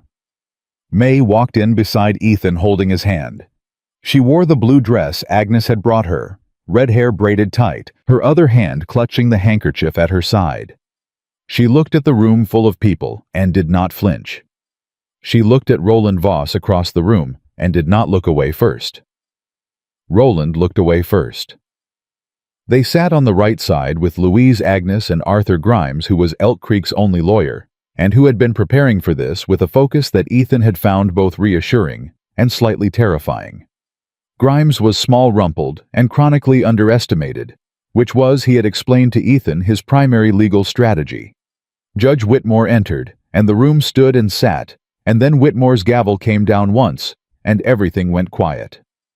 "Case of Voss versus Harlow," Whitmore said. "Custody of the minor child May Voss, age 4. Mr. Quaid, you may begin." Quaid was everything Agnes had described, silver-haired, smooth-voiced, the practiced ease of a man who understood that courtrooms were theater and had learned to perform without appearing to. He laid out Roland's case with the clean, unhurried confidence of someone who had already decided how this ended. "Blood relation," he said. "Territorial law. Section 14. Biological family as the default and rightful home for any orphaned child. Mr. Harlow was a stranger, a man with no legal claim and a troubled history, a veteran whose family had perished in a fire while he was absent, a man living in isolation with no community, standing, no wife, no stability. Mr. Voss, by contrast, was a successful businessman, a man of means and reputation, a man who could provide for this child in ways Mr. Harlow simply could not." He sat down. Whitmore turned to Grimes. Grimes stood. He adjusted his spectacles. He looked at his notes, and then he set them down and looked at the judge. "Your Honor," he said, "the law is clear about blood relation. Mr. Quaid is right about that. What the law is also clear about is the exception, when the blood claimant's interest is not the welfare of the child, but the exploitation of the child's assets." Grimes held up the Colorado land claim document. "This child is the heir to a silver deposit worth more than most men in this room will see in their lifetimes. I intend to demonstrate that Mr. Roland Voss is not here because he loves his niece.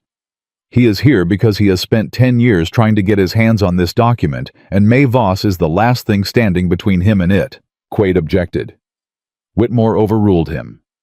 Grimes called Agnes first. She walked to the front of the room like she owned it, sat in the witness chair, and looked at Judge Whitmore with the expression of a woman who had been telling the truth in difficult situations for 60 years, and found it no more complicated now than she ever had.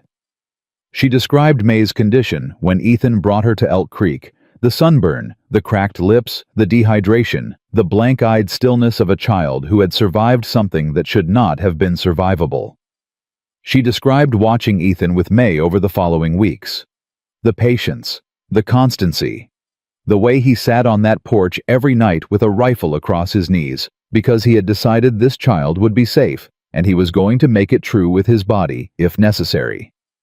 "Would you say he is a fit guardian?" Grimes asked.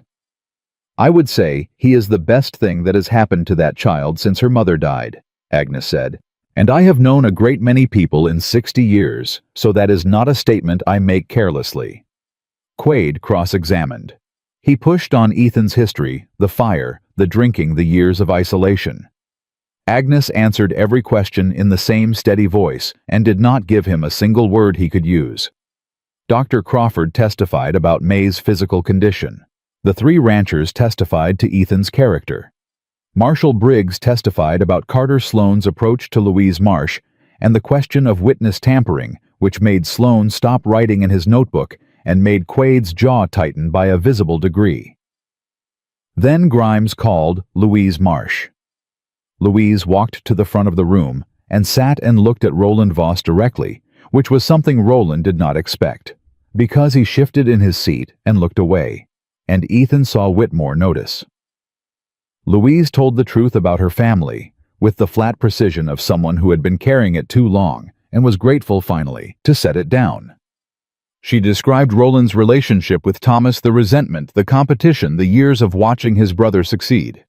She described the whiskey, the deliberate, patient supply of it. She produced Gerald Marsh's letters and read the relevant passages aloud in a voice that did not waver. She described the 3 women. Quaid objected 6 times during Louise's testimony. Whitmore sustained 2 of them and overruled 4. When she finished, Quaid stood for cross-examination with the controlled anger of a man who was very good at his job and had just had it made more difficult.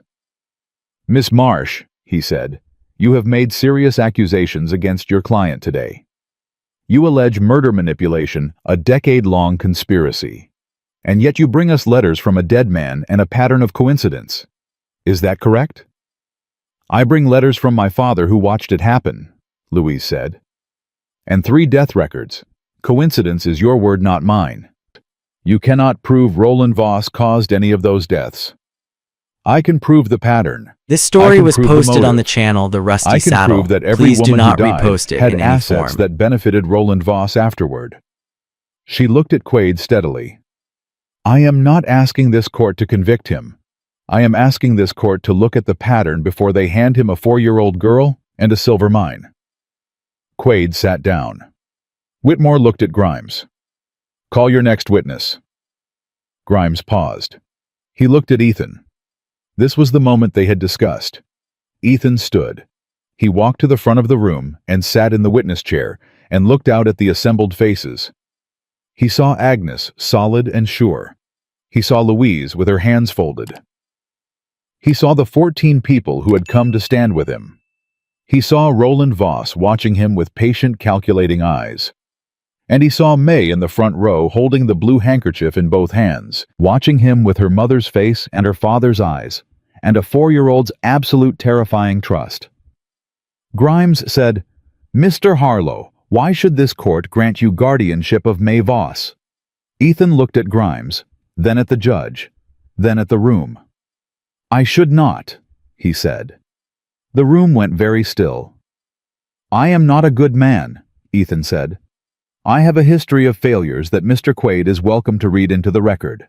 I was not home when my family needed me. I spent 2 years after that trying to disappear into a bottle. I have lived on that ranch alone for 4 years because it was easier than being a person in the world." He paused. "I am probably the last man who should be trusted with someone else's child." Whitmore leaned forward. "Then why are you here, Mr. Harlow?" "Because Ruth Voss knew all of that," Ethan said. "She knew everything about me, my failures, my history, my reputation. She knew it, and she still brought her daughter to me. She wrote it in her journal the night before she died. She said a man carrying enough guilt will do anything to set it right. She said, broken people protect broken things because they understand how easily things shatter." He stopped. He let that sit. "She was using me," he said. "She knew it, and I know it. She had no other options, and she weaponized the worst things about me, and she was right to do it because it worked." He looked at the judge. "I cannot promise May a perfect life. I cannot promise I will not make mistakes. I have made more mistakes than I can count. But I can promise her one thing." His voice dropped. "I will be there. Every day. When she wakes up from nightmares about finding her mother dead on the road, I will be there because I know those nightmares. When the world feels impossible, I will be there because I know that feeling. I am not what she deserves. I am what she has. And I would rather be an imperfect man who stays than a capable man who sees her as a transaction." He stopped. The silence in the room was the kind that meant something had landed. Quaid stood for cross-examination. He went through everything: Cedar Creek, the fire, the drinking, the years of isolation. Ethan answered every question with the same truth he had been telling all morning, because he had decided before he sat down that the truth was the only strategy he had left, and he was going to use it completely. "So you admit," Quaid said, "a pattern of absence when people needed you." "Yes." "And you expect this court to believe that pattern has ended?" Ethan looked at him. "I expect this court to look at who is in that front row and decide for themselves." Quaid turned. May was sitting straight-backed, the handkerchief pressed to her cheek, watching Ethan with those steady dark eyes. Quaid sat down without another question. Whitmore looked at Grimes. "Have you any further witnesses?" Grimes hesitated. He looked at May. May looked back at him. Then she looked at Ethan. She slid off the pew. She walked to the front of the room in her blue dress and her careful braid, and she stood in front of Judge Whitmore and looked up at him the way she looked up at everything directly without apology. "Young lady," Whitmore said with a gentleness that surprised the room. "Do you want to say something?" "Yes, sir," May said. "Then go ahead." May turned and looked at Roland Voss. She held his gaze with those honey-dark eyes for a long moment, and Roland Voss, who had looked away from Louise without blinking, looked away from the 4-year-old. Then she turned back to the judge. "My mama ran 1,000 miles, she said. Her voice was small, but it carried in the quiet room. She ran every day, even when her feet hurt, and she never stopped, and she never complained, and she ran all the way to Wyoming to bring me to Ethan because she said he would stay." May pressed the handkerchief to her chest. "She died before she got there, and Ethan came and found me anyway. He buried my mama under a hill where you can see the mountains. He carved her name in stone so she would not be forgotten." She looked at Ethan. "He has been on that porch every single night since, with a rifle across his knees, so nothing can get to me." Her eyes came back to Whitmore. "I do not know that man over there." She did not point at Roland, just tilted her head slightly. "He never held my hand. He never sat on the floor to talk to me. He never stayed up all night to make sure I was safe." A pause, very small and very certain. "Ethan did. Every day. That is what a papa does." The room was completely silent. May reached into the pocket of her blue dress and produced the stub of charcoal she had been carrying for 2 weeks. She set it on the edge of Whitmore's table. "Mama said if you want something, you have to ask for it plain," she said. "So I am asking plain. Please let me stay with Ethan. Please let me go home." She walked back to her seat, climbed up, and sat. Whitmore looked at her for a long moment. Then he looked at Ethan. Then he picked up his gavel. "I am recessing for 1 hour, he said. "When I return, I will deliver my ruling." The hour moved like cold water through a frozen creek, slowly against resistance, with the specific agony of time that refuses to be hurried. Ethan sat on the church steps with May beside him, close enough that their arms touched. Louise sat on May's other side. Agnes stood nearby with her arms folded, watching the street. Nobody talked much. There was nothing left to say that had not already been said inside. May held the handkerchief and watched a sparrow working a crack in the church steps for seeds with the focused patience of a child who knew how to wait for things. Ethan watched her watch the bird and felt the specific terror of a man who has put everything he has on the table and is waiting to find out if it is enough. When the bell rang, they went back inside. Whitmore settled into his chair. He put on his spectacles. He opened the leather folder before him and read for what felt like a very long time. Then he looked up. "I have considered the testimony," he said. "I have read the letters submitted by Miss Marsh. I have heard from the child. I have considered the law." He paused. Section 14 of the Custody and Guardianship Act is clear on the matter of blood relation. That law exists for good reason, and I do not set it aside lightly. Ethan's hand found May's in the space between them. Her fingers wrapped around his. "However," Whitmore continued, "the same act provides explicit exception when the court determines that the blood claimant's interest is not the welfare of the child. The evidence before me is consistent with a man whose interest is financial." He looked at Roland directly. "The pattern Miss Marsh described regarding the 3 deceased women will be referred to the federal marshal in Cheyenne. That is not this court's matter today. What is this court's matter today is this child." Whitmore looked at May. "Mr. Roland Voss," he said, "your petition for guardianship is denied." The room erupted. Whitmore's gavel came down twice. "I am not finished," he said. Silence returned. "Mr. Harlow, please stand." Ethan stood. May stood beside him, still holding his hand, because she was 4 years old and she was not letting go. "This court grants you temporary legal guardianship of May Voss, effective immediately," Whitmore said. You will file formal adoption papers within 60 days through the Territorial Court in Casper. The Colorado mining claim registered to Ruth Voss will be held in trust for the child until her 18th birthday administered by this court. No individual, including yourself, will have access to those funds. Yes, sir, Ethan said. Mr. Voss. Whitmore's voice went flat and cold. You will leave Elk Creek today. If I learn that you have contacted this child or her guardian, or that you have made any attempt to interfere with this ruling, I will issue a warrant. Am I clear? Roland This story stood. was posted on the His channel composure The was Rusty intact Saddle. barely. Please do not His lawyer repost was it in writing any something form. furiously beside him. Clear, he said. The gavel came down once. Final. May made a sound Ethan had never heard from her, a short, sharp, completely involuntary sound that was somewhere between a sob and a laugh. And then she threw both arms around his waist and pressed her face into his side and held on with everything she had. He picked her up. She wrapped her legs around him and buried her face in his shoulder and cried, not quietly, not carefully, but the way she had not been able to cry for weeks, loud and messy and completely unguarded, the crying of a child who had been holding the weight of the whole world and had finally been told she could put it down.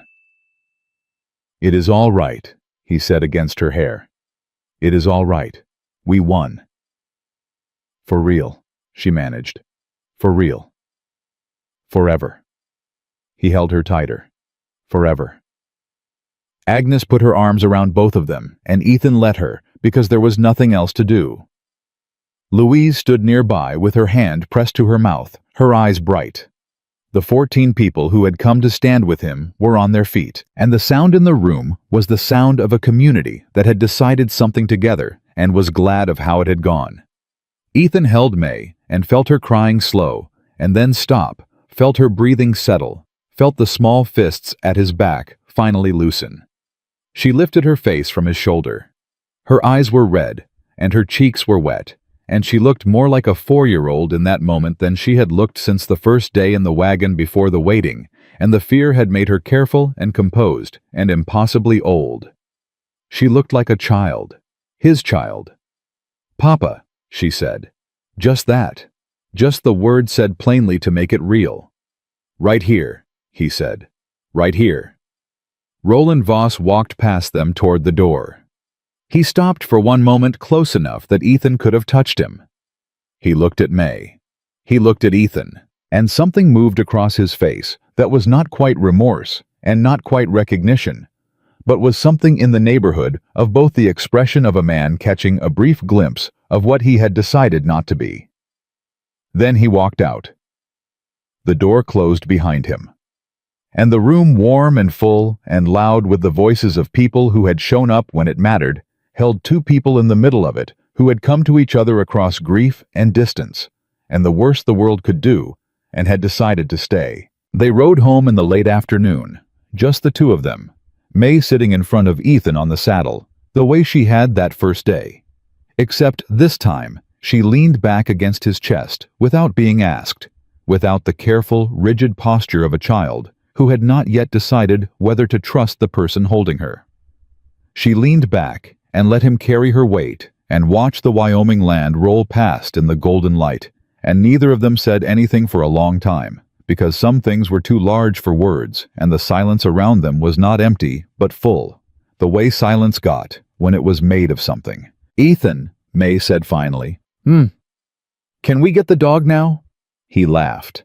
It came out of him before he could stop it, a real laugh, the kind that started somewhere low in the chest and meant something. He could not remember the last time he had laughed like that. He thought it might have been before Lily.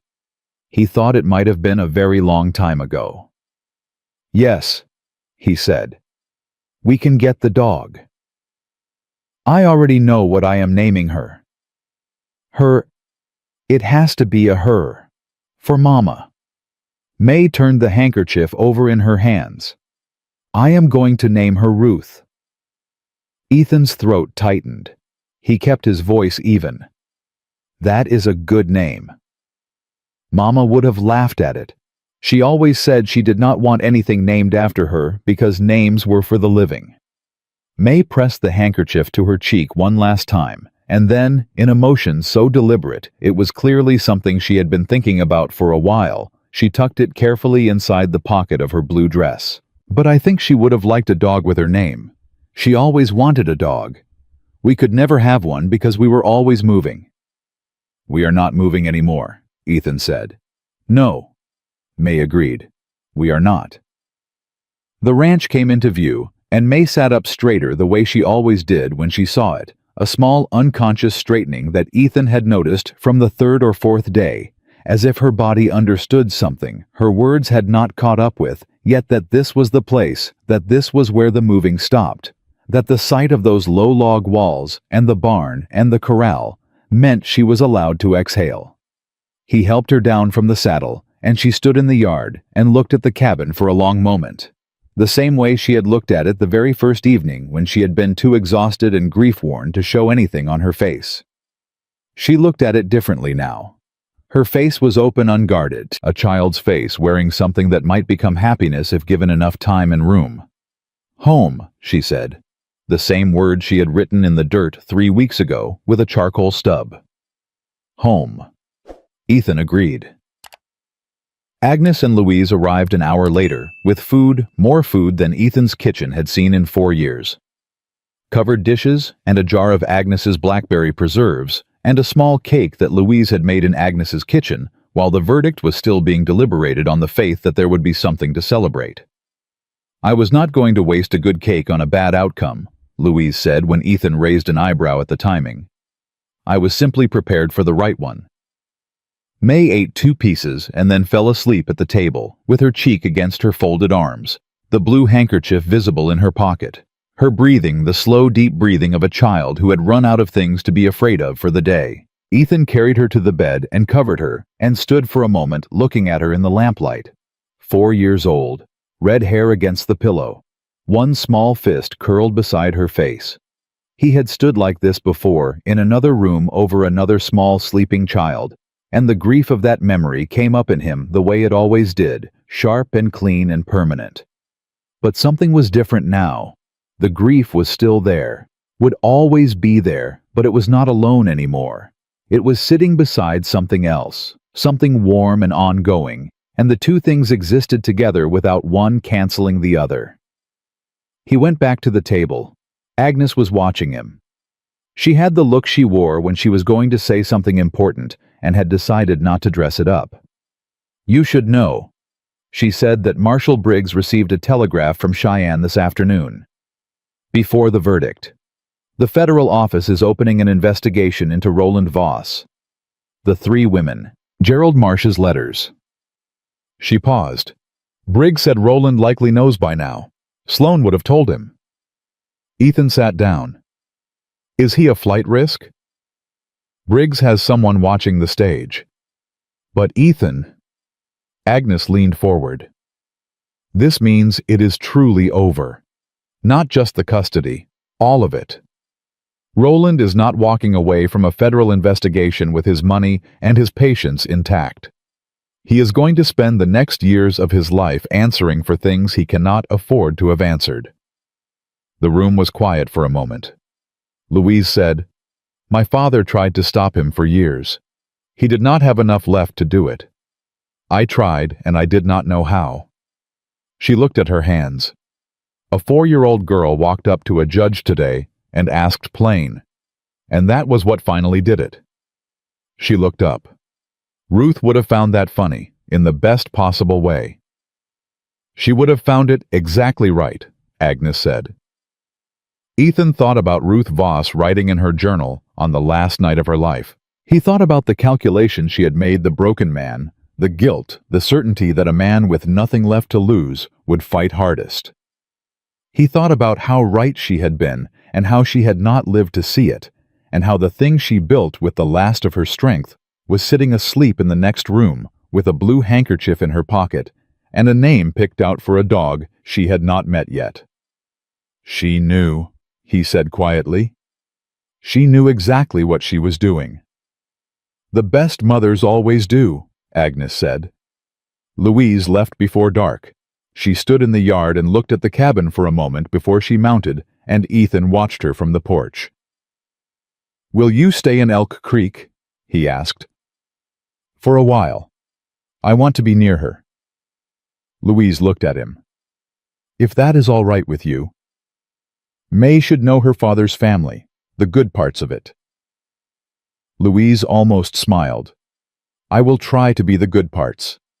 She gathered her reins. "Ethan, what you did today, standing up there and telling the truth about every failure you have ever had, I have been in a lot of courtrooms. I have never seen anything like it. It was all I had. It was enough." She paused. It was more than enough. It was the thing that won it. She rode away into the early dark. Agnes left shortly after pressing Ethan's hand briefly at the door, which was the most demonstrative gesture he had ever seen her make, and which meant more for its rarity than any embrace would have. "Sleep tonight," she said. "Actually sleep. You look terrible." "Thank you, Agnes.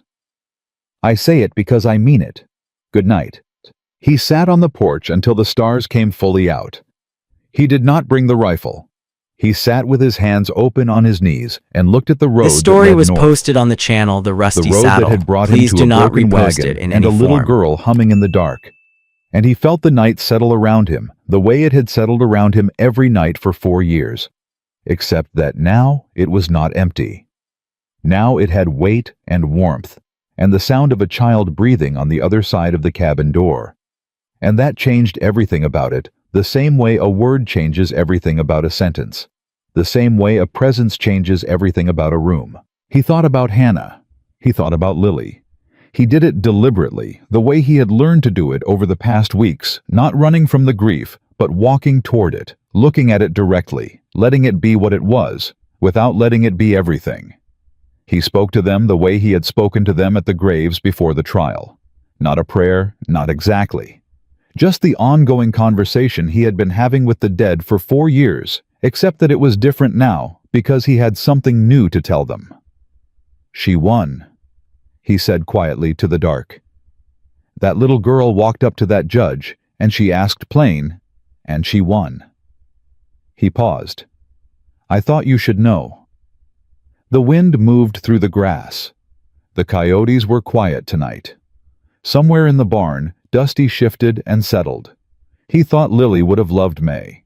He thought she would have followed May around every waking hour and tried to do everything May did, and May, who had never had anyone to follow her around, would have loved every minute of it. He thought Hannah would have looked at May the way Agnes looked at her, with that steady appraising warmth that said, "I see you, and what I see is good." He thought about the graves on the hill. He had not been up there since the day before the trial. He had gone up alone that evening, not with the ritual bullets he had been placing there for 4 years, because he had not brought them. He had gone up with only himself, and stood between the 2 headstones, and talked for a long time about Ruth and May, and the courtroom, and the dog they were going to get, and the name May had already chosen. And then he had done something he had not done at those graves in 4 years. He had said goodbye. Not forever. Not the goodbye that meant done and finished and closed. The other kind. The kind that meant, I am still here, you are still with me, but I am going back down the hill now because there is something living that needs me, and I am going to go be there for it. He had walked back down the hill in the last of the light. He had not looked back. The morning came, the way mornings came, after terrible things resolved themselves clean and slightly stunned. The light very clear, the air carrying the specific freshness of a world that had kept going despite everything and was presenting itself without apology. Ethan woke in his chair on the porch, his neck stiff, and found May standing in the doorway watching him with her arms crossed and the expression of a child who had opinions about adults sleeping in chairs. "You slept outside again," she said. "Old habit. You have a bed. You have my bed." May considered this. "We could get another bed." "We could. Or you could sleep in your bed and I could sleep in it too." She said it matter-of-factly, like a logistical suggestion, nothing more. "I am small. I would not take much room." Ethan looked at her. "All right," he said. May nodded satisfied and went back inside to put her boots on. They spent the morning the way they spent most mornings. Now the ordinary, unhurried work of the ranch, which Ethan had come to understand, was not ordinary at all, but was, in fact, the specific texture of a life being lived forward instead of backward. May fed the chickens and reported on their activities with the thoroughness of a correspondent covering an important beat. She had named all 11 of them, and the naming system was elaborate and occasionally revised based on behavioral updates. Mrs. Douglas laid 3 eggs this morning. May reported joining Ethan at the fence he was repairing along the south boundary. "I think she is trying to impress someone." "The chickens are all hens, May." "I know. She is impressing herself." May crouched and picked up a nail from the post beside him and handed it to him without being asked. "That is the most important kind." Ethan took the nail and did not say anything because there was nothing to say to that. He just filed it away in the growing collection of things May had said that he intended to remember. They were halfway through the fence line when they heard the horse. Ethan stood and turned. A single rider coming from the direction of town, moving at a steady trot. Not urgent, not threatening.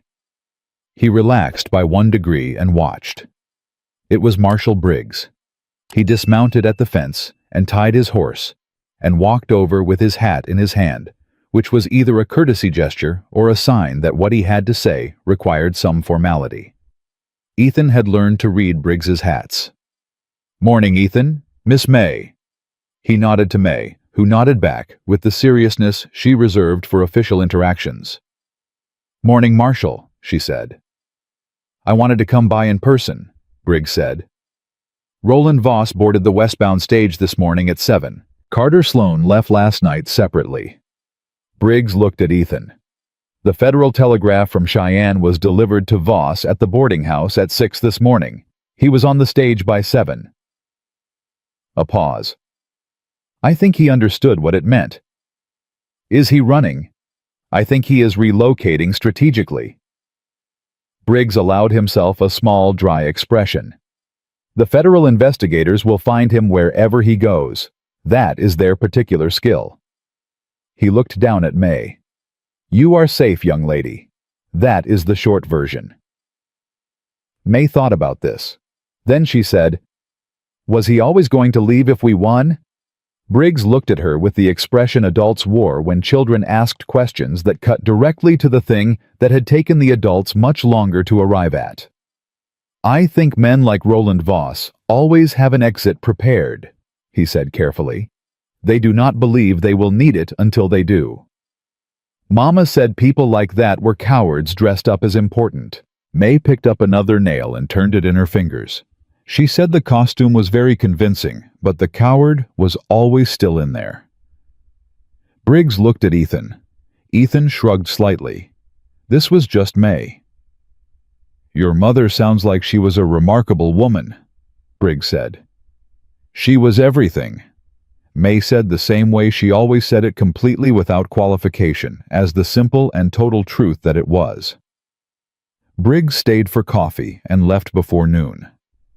After he rode away, May stood in the yard for a long moment, looking north toward the road, toward the direction Roland Voss had gone, toward the long empty miles of Wyoming territory that had swallowed him the same way it swallowed everything that did not belong.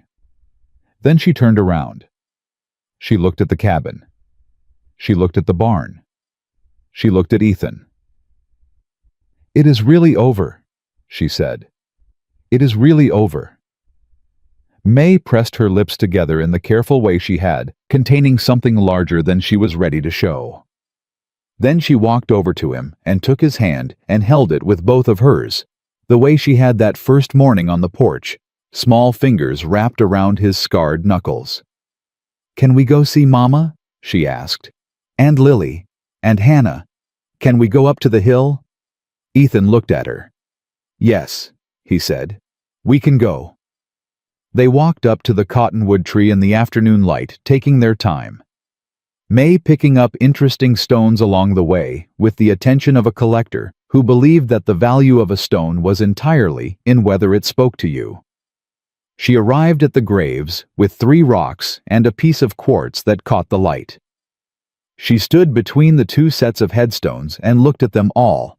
Ruth's cairn, which Ethan had rebuilt properly after the trial, with a carved wooden marker, and the 2 gray stones that bore Hannah's name and Lily's name in letters that were weathering slowly into the stone, as all permanent things weather. May set her 3 rocks on Ruth's cairn, one at a time, carefully placed.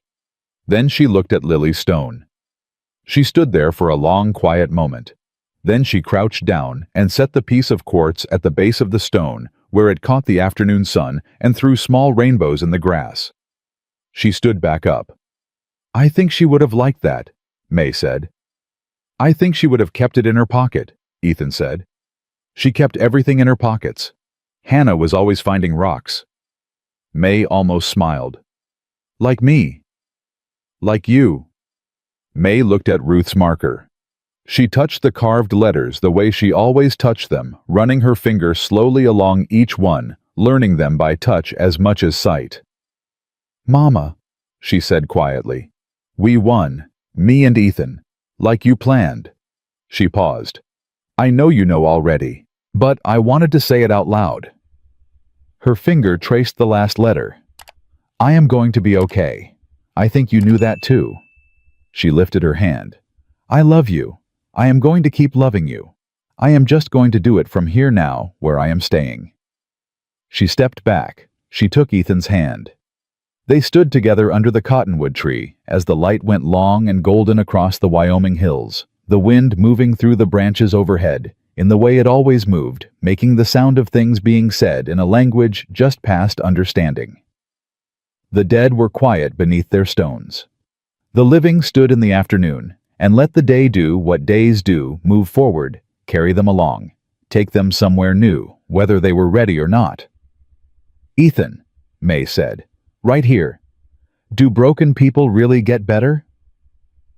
He thought about this honestly, the way he had learned to think about the things she asked him, not reaching for the comforting answer, but for the true one, because she deserved the true one, and she always knew the difference. "I do not think broken people get unbroken," he said. "I think the cracks stay.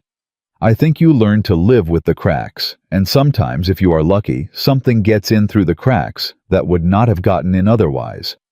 Light, maybe, or love. Things that need an opening." He looked down at her. "I think you got in through mine." May considered this with the seriousness she brought to everything that mattered. Then she nodded once slowly, like she was filing it somewhere permanent. "Okay," she said. "I can live with that." They walked back down the hill in the fading afternoon, and the ranch was waiting for them the way it would wait for them from now on, solid and ordinary and completely permanently theirs. The horses in the corral. The chickens doing whatever chickens did at this hour, which according to May was holding elections. The cabin with its low log walls and its lamp already lit by the angle of the sun coming through the window. Ethan made supper. May set the table with the careful deliberateness she brought to that task every evening. 2 plates, 2 cups, 2 forks, everything parallel and exact. Because Ruth had taught her that the table was how you showed people they were expected, they were wanted, there was a place made for them. They ate cornbread and beans in the comfortable quiet that had developed between them over weeks of meals together. The quiet that was not absence of conversation, but the presence of ease. 2 people who had gotten past the part where they needed to fill the silence, and arrived at the part where they could just be in it together. When May finished, she looked at him across the table with those steady dark eyes. "Papa," she said. "Yes. Thank you for getting off your horse." Ethan looked at her. He understood what she meant, not just the physical act of that first day, not just the moment of dismounting beside a broken wagon in the Wyoming heat. She meant all of it. She meant every morning and every night and every hour in between. She meant the porch and the rifle and the cornbread and the graves on the hill. She meant standing in front of a judge and telling the truth about every failure he had ever had. She meant staying. He thought about Ruth Voss writing in her journal. A broken man. She had sent her daughter to a broken man, and the broken man had done the one thing she needed him to do. He had stayed. "Thank you for letting me," he said. May nodded satisfied and picked up her charcoal from beside her plate. She pulled a piece of brown paper from the stack she kept on the counter and began to draw the dog first. Large and enthusiastic, then the house, then two figures in front of it, one tall and one very small, holding hands the way they always held hands in her drawings. Fingers interlaced, permanent. Ethan watched her draw and felt the specific piece of a man who has come through something and arrived somewhere, and recognized for the first time in a long time that the somewhere was good. Outside, the Wyoming night was settling in around the ranch, the sky going deep blue above the eastern hills, the first stars beginning their slow appearance one by one. The coyotes were quiet. The horses were quiet.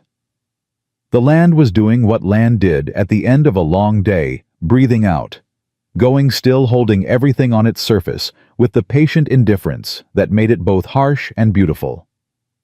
Inside, the lamp burned warm, and May hummed her tuneless melody and drew her careful pictures, and Ethan sat across the table from his daughter and did not look away. They had come to each other across the worst the world could produce, grief and loss, and 1,000 miles of hard road, and a broken wagon, and a man who believed that other people's lives were a currency he was owed. They had come through the thing that was supposed to break them, and they had come through it together, each one holding the piece of the other that was too heavy to carry alone. Ruth Voss had known. She had known that broken people understood fragility, that a man who had already lost everything would fight with everything he had left, that the love that came after devastation was not lesser love, but deeper love, the kind that had been tested against the hardest thing and found that it held. She had sent her daughter to a broken man, and the broken man had done what broken people did when they finally had something worth protecting. He had become whole, not perfect, not without cracks, not without the weight of the dead he carried and would always carry, but whole in the way that mattered, present and staying and willing and here. May looked up from her drawing. She pushed the paper across the table toward him. Two figures, one tall, one small, holding hands, and underneath, in the careful, unpracticed letters of a child still learning to write the most important words, she had written U.S. We stay. Ethan looked at those two words for a long time. Then he looked at May, his daughter who had survived everything, and chosen him who had written her mother's name on a grave marker, and her hope in the dirt, and her future on a piece of brown paper, who had stood in front of a judge at 4 years old, and asked for what she wanted with the courage of someone who had learned that the world did not give you anything unless you were willing to ask plain and mean it all the way down. He reached across the table and covered the drawing with both hands like he was holding it, keeping it. Yes, he said. We stay. And they did.